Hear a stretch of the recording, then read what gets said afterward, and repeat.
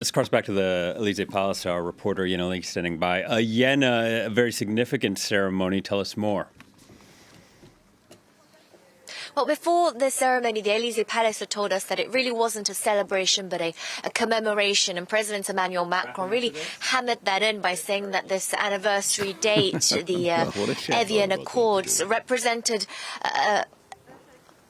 a victory for many, but also a defeat for many others. He said that he knew full well that this date represented the start of the worst for a lot of people, because it was after the Evian Accords that there was a lot of violence. Actually, the bloodiest part of the conflict happened afterwards. There was a mass exodus of those Europeans of Algeria. Emmanuel Macron also stood by his strategy. That this is his policy of acknowledging some of those historical facts that took place, as your guest was talking about, these acts committed by the French forces, notably the torture and murder of that communist activist Maurice Audin, of the lawyer Ali Boumengel, the way the French president had asked for forgiveness towards the Harkis, and he also said that the attacks that took place on the Élysée Street in Algiers was unforgivable.